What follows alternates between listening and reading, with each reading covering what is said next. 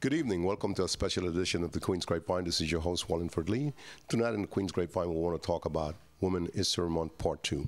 Of those of you who are familiar with Queen's Grapevine know how important it is for us to project and give a positive project of women today. And in the month of March, obviously, is Women History Month. In reality, Women History Month should be every day of the world because women happen to be the mother of civilization. Without a man, without any other human being, you would never be around in this world without a woman. And today we've taken our cameras out to Yonkers, N.Y, because we're doing a presentation, and we have a special guest with us who happens to be one of the major coordinators of Greystone Community Gardens out in this area. And we wanted to put the spotlight on her to talk to her a little bit about motherhood, talk a little bit about her job, and her impression of History Month, and more importantly, how does it feel to be a mother and a worker at the same time. It gives us a great deal of pleasure, of course, to have our special guest in our program today, talking about Miss Lucy Moreno. Welcome to our program. Hello, and thank you for inviting me to be a guest of your program. Well, obviously, it's good to have you here. We've heard about some great things that you've done here in the Yonkers area. But before we get into that, what impression do you have, and what does Women History Month means to you? To me, Women History Month means a lot due to the fact that we go in the past, we look the way our women used to live the life. They were not allowed to go to college or go even high school or an education. They were not allowed to vote. It was really bad for them back then.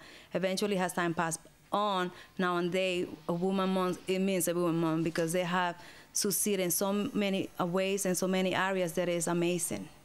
Well, it goes without saying, what she says is a full-time impact. As she mentioned years ago, women were not allowed to vote, had no say-so, and that's why the women right movement came to be in the 40s and 50s. And of course in the 60s, with women marching, demanding to have the right to vote, not just be a childbearer. And women have came a long, long, long way. And we as men must and should recognize such of the impact that women have had today in the business world. How difficult was it, in your estimation, seeing things like that as you read books and go back into video? Was that hard for you to acknowledge how difficult it was for women to penetrate the business world? It's going back. I was born and raised in Puerto Rico, and my father has his vision different from mine.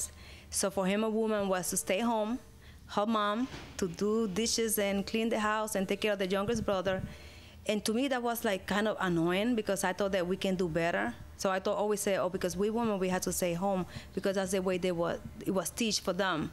So as I was growing up, I always had in my mind, I'm gonna do more than be home and cook and have a family. So even that I did have a home, cook, and have a family, I do work. And I'm proud of what I do. Good. That's good to know. Obviously, you're not a backseat driver who sat back and says, you know what, I'm going to follow that type of behavior. And our parents at that time, that was their feeling. Who are some of the women, let's say, either from Puerto Rico or United States, that impressed you the most when you were growing up? When I was growing up, I always read that poem about Julia de Burgos. I always, her name was all over. And also, even my mom, I had to look at her as a role model because I learned from her that I didn't want to be like her. So that in a way, she impacted me in the way that I was thinking. And usually, believe it or not, Iris Chacon, at that time when I was young, I always look at her, and she was so famous back then that I said, you know what, I want to be like her. I want to be known. I want people to know about me. I want to be nice to everybody. And in the future, I have a lot of women that have impacted my life. But in the past, it was Iris Chacon. For those of you who might have been too young not to know who Iris Chacon was, Iris Chacon was one of the most famous dancers and singers from Puerto Rico. La Vedette Puertorriqueña had her own program that lasted, gosh, I would say maybe about 6 or 7 years. Very beautiful woman, tremendous body, and a great actress out of Puerto Rico. And now, I would imagine that in this time and age, people like Mrs. Obama, people like Mrs. Clinton makes a difference to you? Oh, yes, they do.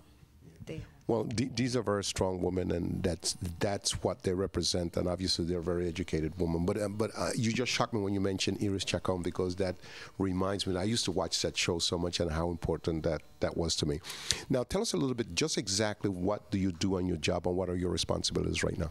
Okay, what I do is simple. A coordinated garden program, which means I make sure that we have spots available for people that want to become garden members.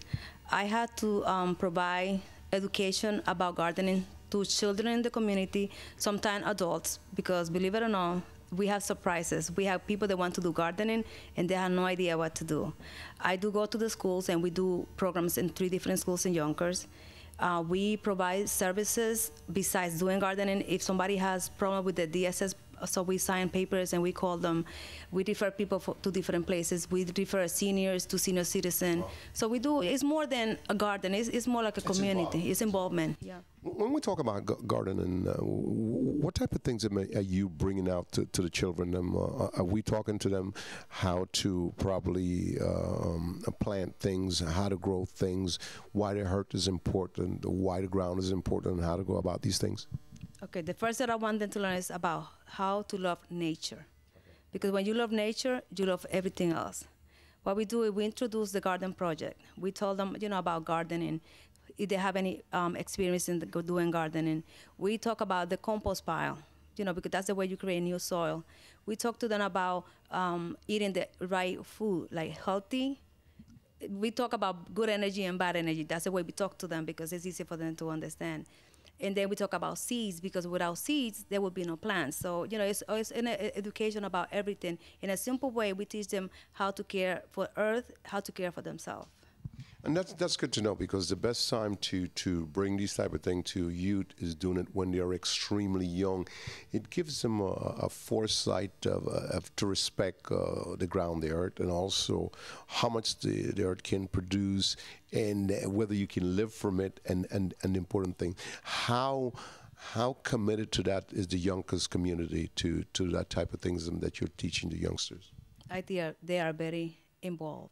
And they, I found that they have give us 100% support, because actually the city of Yonkers is the one that sponsor our community gardens. And most of our community gardens happen to be in land that belongs to the city of Yonkers. So I say between the city and the residents, we have 100%. That's great to know. That shows obviously that they're fully committed. So we talk about the youngsters. Are the senior citizen members also involved in the same type of program as the youngsters, or their programs is somewhat a little bit different? They are a little bit different due to the fact that seniors, most of them, because our population is mostly Hispanic and African American, and they do have the knowledge about gardening. What they do is, actually, we learn from them. Seniors teach us how to do things the way they used to do it back then. And what we do, we pass that knowledge into the new generation. And actually what we do, we have intergeneration programs where the young learn from the oldest. Wow. So we keep them together. That's very interesting. I obviously today is the day it's kind of raining a little bit. I wish we had the opportunity to go out and look at some of those. But as you're looking on the screen now, you'll see a couple of pictures of youngsters working in the garden and give you a flavor and understanding of just the exact beautiful things that the community of Yonkers is committed to and what they're doing. Now, how many of these fields are available that you're doing this work in? Is it more than 2 or 3? Oh, there's 5 community gardens. The main garden is on Buena Vista Avenue. Okay. The second garden is in Stanley Avenue. The third garden is in Ashburton Avenue. And then we had 2 gardens on the property of the Greystone Foundation, and one at the mansion. Okay. The garden at the mansion is only for members for the HIV program. When you say HIV program, what do you mean by that? Greystone run the Maitri program, which is a HIV program, and they serve the community with HIV or the virus, and they are the one that go and tend those gardens. Very interesting. As we get back in the Queen's Grapevine, we're going to continue talking to this young lady, Lucy Moreno, about the things that are taking place in Yonkers, and of course about the impact of Women History Month and who are some of the women that are impacted, because like I said, the spotlight happens to be in Women History Month. We'll be right back in the Queen's Grapevine as we continue forging ahead.